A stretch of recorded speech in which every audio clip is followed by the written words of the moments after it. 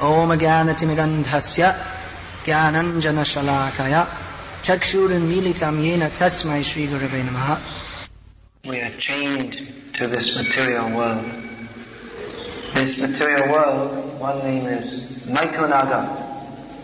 It means that we are chained by the ropes of sexual desire. Among material desires, sex desire is the strongest. So material desires, they are the antithesis of Krishna consciousness. Krishna consciousness means to remember Krishna and simply desire how to serve Him. But material consciousness means to try to make myself the center of enjoyment. So material desires, they are quite opposite to Krishna consciousness. But here we see that Aditi is praying to Krishna for the fulfillment of her material desires. She's approaching her husband, and through her husband she wants to approach Krishna. So Krishna is very kind. Actually, it's not proper to pray to Krishna for the fulfillment of material desires. We don't recommend people to pray like this. We would feel embarrassed. Those who are trained in the line of pure devotional service, they would feel embarrassed to have such a prayer that, dear God, please fulfill all my material desires. We're trained to pray differently. Na dhanam, na janam, na sundarim, kavitam va jagadisha kamaya. Mama janmani janmanishvare bhavatad bhakti ahaitu. Selfless service. This prayer of Chaitanya Mahaprabhu's, that I don't want anything, not money, followers, beautiful women, or anything that could be imagined within this material world. I don't even want liberation. So I only want your service, Krishna, birth after birth. So this is how this is the training in pure devotional service, to pray like this. But Aditi is praying in a different way, and she's not condemned. She's not condemned means it's not very praiseworthy, but at the same time it's said that a pious person can pray like this if he wants something. Here we find that Aditi, she was in the category Artha, means one who is distressed. She is one of the 4 categories of people who approach Krishna for fulfillment of material desires. It's very common, people go to God, that my dear God, I have such pain due to some disease, please relieve this. Or my children are not behaving properly, please influence them to behave properly. So this is for fulfillment of material desire, approaching Krishna. And that is not condemned, because anyone who takes to Krishna consciousness, they can gradually become purified. Although if one maintains such a desire, even during the practice of Krishna consciousness, it's very difficult for him to be purified, especially when one takes initiation in the Vaishnava Sampradaya. If he maintains material desires at that point, if he deliberately maintains them, it's very difficult to think how he can become purified. Now we see there are different sampradayas, Vaishnava sampradayas, going on, but what is the difference between this sampradaya or this movement and other movements? Well, one thing we may say that this movement is preaching, that is one thing. And other movements are doing some kind of preaching. Vallabh Sampradaya, they will organize some programs. And Sri Vaishnava Sampradaya, they will organize some lectures. But one important difference is that we are preaching Sarvadhamam Paritraja Mamekam Sharanam Raja, preaching and practically pushing for that, for freedom, become free from material desires. That's why we find in our movement that someone does something and he becomes the object of some criticism or scorn. We may think, well, that's not such a very bad thing. Of course, there is a lot of criticism in our movement, and a lot of it is excessive or misdirected or whatever. But there is some social pressure within our movement to become a pure devotee. There's social pressure in any group of people. You see, if you go my godbrother was just telling me the other day that just before he joined this movement, actually what happened, he was with a group of friends at university, and they were all going to take some kind of drugs for the first time, some injections. So they were pressing him. You must do also social pressure. You must also put some needle in your arm. So he resisted, and that very night he got one book about Krishna, and that changed his life. But anyway, he was telling me it was so difficult to resist the pressure. In any group of people, there is some social pressure. I remember when I was at school, it was what you might call not a very high class school, that there was social pressure not to study, not to cooperate with the teachers, to be rude to the teachers. It was considered prestigious. If someone punched a teacher in the face, that would be considered very prestigious. If someone was a troublemaker, that was considered, see the kind of background I'm coming from. Catholic school, Irish. So, the social pressure was there. Don't be good. Be bad. Be nasty. Be mean.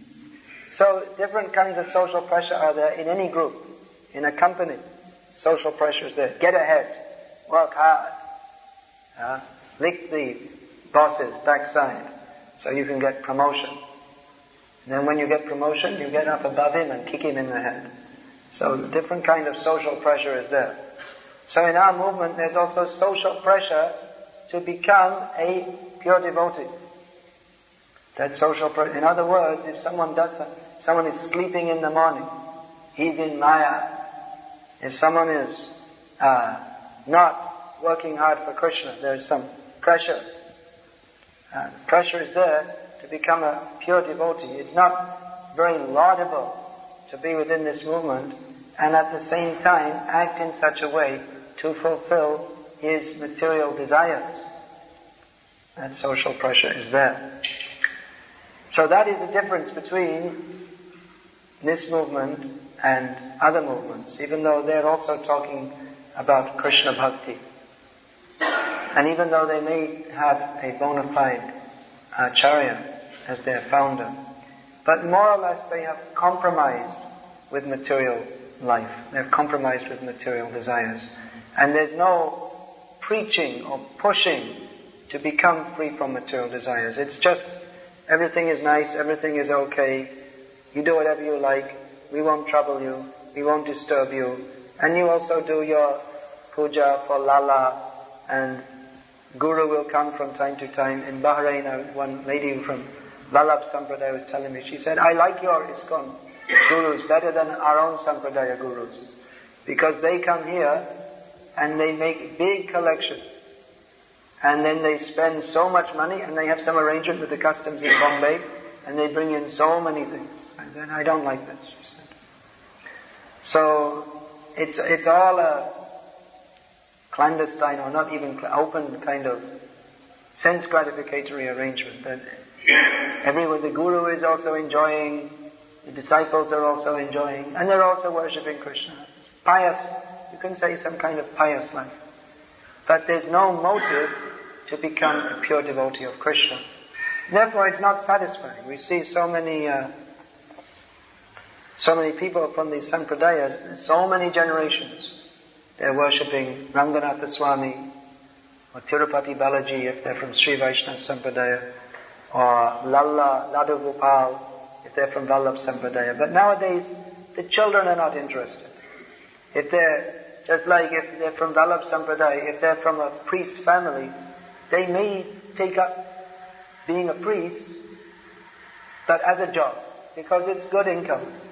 It's a good job being guru. You just go around and people respect you and give you lots of donations, and it's a nice life. You say a few verses here and there, and if you can become a speaker, that's very good. You can learn how to entertain people by speaking, then that is excellent. Comment. There's even one of these Goswamis who just retired from the whole because he had enough fixed property. He lives in a big house with a stone's throw from the Jewish temple. Yeah, retired guru. Doesn't need to do all the devotions. So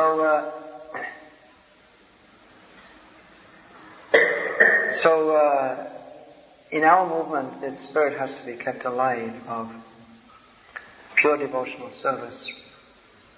Otherwise, it will all become rubbish, just rubbish. There are already so many temples in India. There's no need to build more temples. Sometimes people say, oh, why are you distributing these books? There's so many books. Or they say, I already have so many books.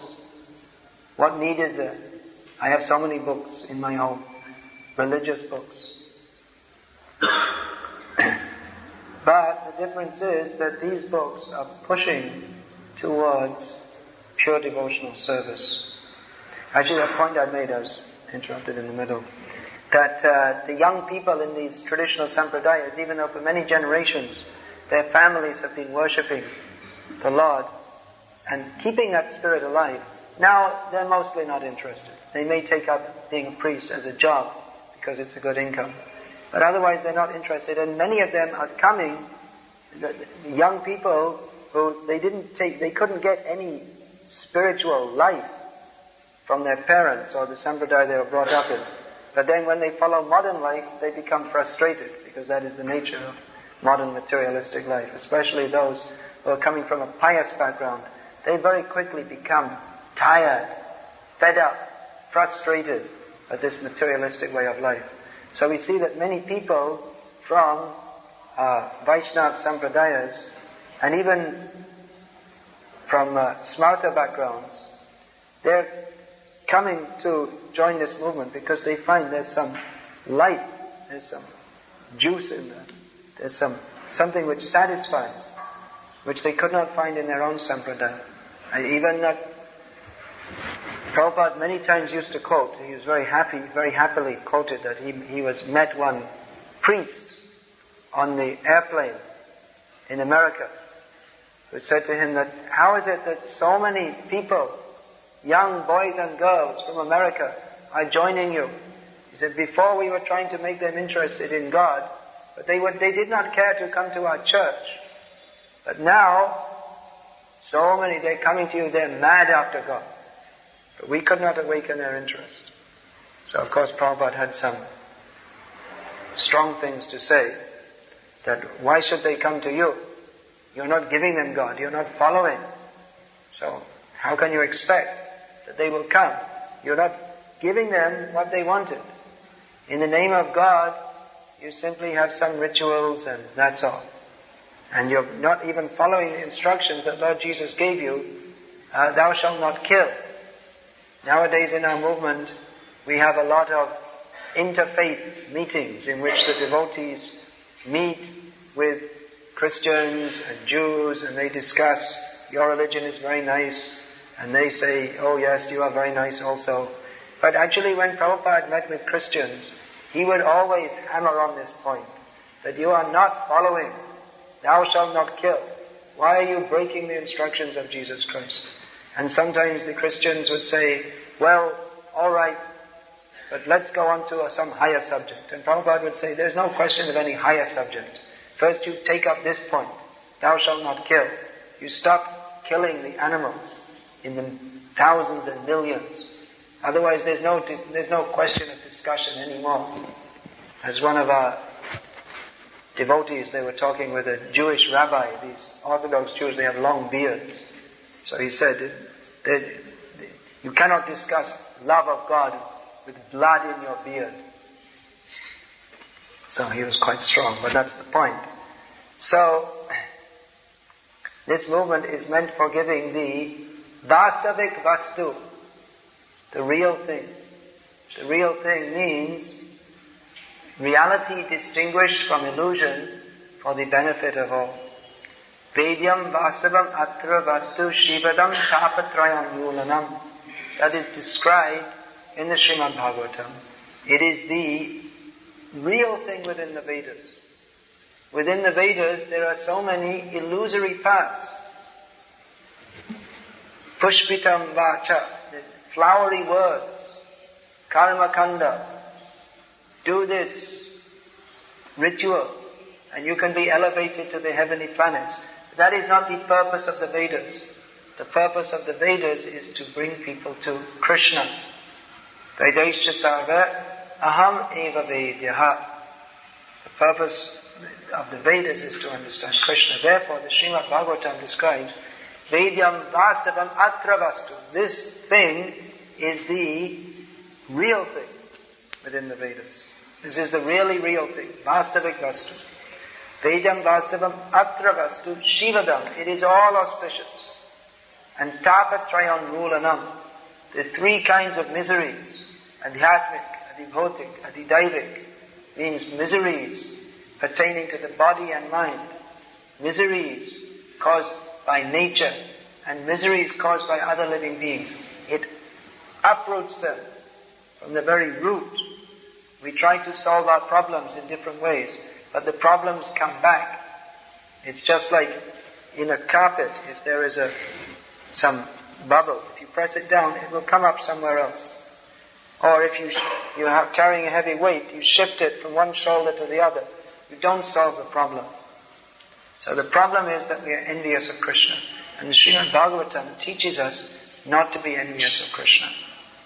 Not to be envious of Krishna means that desires for sense gratification will be given up. The two things don't go very well together. Now by Krishna's mercy, desires for sense gratification may be dovetailed in His service. Not all desires. But desires for sense gratification may be dovetailed in His service under the direction of an expert guide. Here we see that Aditi, she had some material desire, but she approached her husband to direct her how she could fill her desire by the grace of the Supreme Lord. So one may have material desires. If he is guided by an expert guru, then those desires may be dovetailed in the service of the Lord. But if it is not done very carefully, or if the person who is in this way dovetailing those desires in the service of the Lord, if they don't act very carefully under the direction of an expert guru, or if they deliberately maintain material desires, they don't try to cut them out, then they won't make proper progress. The material desires are not at all good. But at the same time, we recognize that to overcome them is not an immediate job. It may take some time. So therefore, these desires, they may be engaged. Again, just like, what are the desires? The desires, everyone likes nice food. So, cook nice food for Krishna. Distribute that to others. You also take. Now, when a devotee is cooking, he should not think, I am cooking so many nice things, then we'll stick in front of Krishna, 15 minutes up, okay, boom, now we'll enjoy. Then that is not an offering. Just like one time, Prabhupada was in the kitchen. He came to see how the devotees are cooking for Krishna. And one of his sannyasis was with him. And Prabhupada, it was being cooked very nicely, some rasgulla, and Prabhupada said, he, referring to them, he's already enjoyed them. Because he could see, he was relishing them. Not thinking this is for Krishna. So the desire to prepare nice food, that can be dovetailed in Krishna's service, that not thinking this is for me. Idam Narayanaya Namama, in the yajna we offer into the fire. This is for Narayana, not for me. So in that way, offering. Now in any activity, it's very, in the neophyte stage, we're always in a dangerous position. Because whatever we do, even if we start off thinking I'm doing for Krishna, that our material desire is so deeply rooted that it tends to get mixed up with the desire to serve Krishna. Just like we may think, let me sing some bhajan for Krishna. So we start singing, and then others come, and we can see they're appreciating, oh, he's singing so nicely. And we think, oh, just see. Others are. We may not even recognize it in our own heart, how we are enjoying the appreciation of others. And we may go on. Actually, this is very dangerous, as if one, especially for a preacher of Krishna consciousness, that people will appreciate. Why? Of course, they should appreciate it. They will appreciate it. If we preach to others and they become enlivened in Krishna consciousness, people become very grateful that you have taught us about Krishna. They become very happy. And they will naturally start to revere and honor someone who is teaching them about Krishna.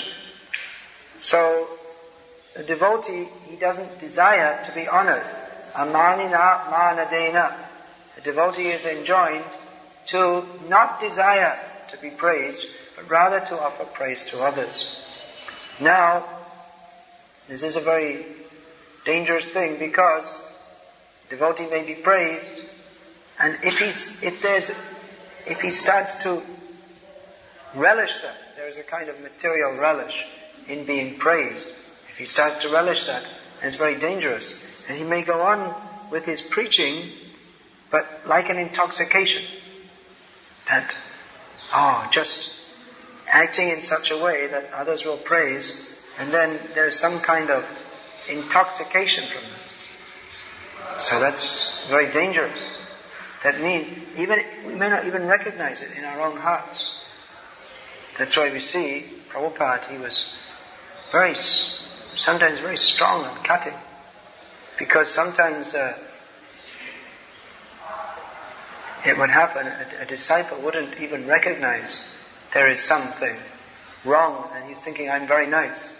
And Prabhupada would just cut it out. There's that story, Giriraj Maharaj was telling Prabhupada about some of his preaching activities. And he was saying, I'm doing this, and Prabhupada said, that's very nice. I'm doing that, very nice. I'm doing something else, very good. And he was feeling, Prabhupada's prayed for. This is wonderful. Then he said, but sometimes I feel a little bit in Maya. And Prabhupada immediately cut it and said, you're always in Maya. He was stunned because Prabhupada had been praising him. Another time, one devotee came to Prabhupada and said, Prabhupada, I'm the most fallen. Prabhupada looked at him and said, you are not the most anything. You are simply insignificant. Very cutting. Because he was thinking, I'm the most fallen. You're not more fallen than me. I am the most fallen. You can also think, it's very dangerous. These material desires, as long as we maintain them, Eshabna chare kishe pabe Radha Krishna. That Bhaktivinoda Thakur sings one song. Bhajare bhajare amar man ati manda. Bhaja braja bane Radha Krishna charana aravinda. He says that, my dear mind, you are a complete rascal. Please engage yourself in the service of the lotus feet of Radha and Krishna in the forest of Vrindavan. So he goes on with the song, Kam, Krodha, Lobha, Moha, Adi, Avishta, Eshabna, Chare, Kishe, Pabe, Radha, Krishna. It's a rhetorical question. He says that I'm simply absorbed in lust, anger, greed, illusion, etc. Then how is it possible that we can attain to Radha and Krishna? How is it possible? Good question. It is not possible.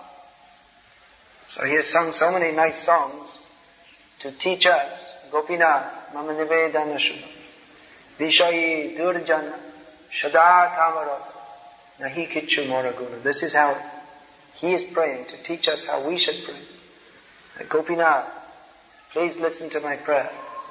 I am a rascal, absorbed in sense gratification. My heart is full of lust. There is not even the slightest good quality in me. So this is the mood of a devotee He's simply submitting himself to Krishna. He's not asking for desires to be fulfilled. This is our prayer. Prahlad Maharaj also prayed. Nrsimhadev offered Prahlad a benediction. So Prahlad was a little upset. He said, I didn't worship you to get some benediction. I'm not a merchant that I did this and now now it's time for payment. I did so much, just like sometimes devotees, they're in our movement and then they want to get married and they said, well, I did so much service for so many years, so you should give me some money. Or I can steal something. I'll steal $5,000 because if I did this kind of work, if it had been in a kami job, they would have paid me so much, and like this. So that's merchant mentality. But Prahlad Maharaj said, I'm not a merchant. But if you do want to fulfill some desire, then you kindly make this desire fulfilled, that from the core of my heart, all the material desires will be removed. That is the proper prayer for a devotee. Not praying that may my desires be fulfilled. That's why that is called cheating religion. That in the name of religion, we're criticizing these people who in the name of religion, Guru-giri, guruship, they are posing as a saintly person with the aim of cheating others for their own sense gratification. So that is not wanted in our movement. In our movement, it is wanted pure devotional service. At the same time, we understand that everyone is on the path. We cannot immediately become a pure devotee. But at the same time, that pressure is there to do the proper thing in Krishna's service, not to deliberately cultivate material desires. Hare Krishna. Is there any question, please? Hare Krishna. Srimad Bhagavatam ki jai.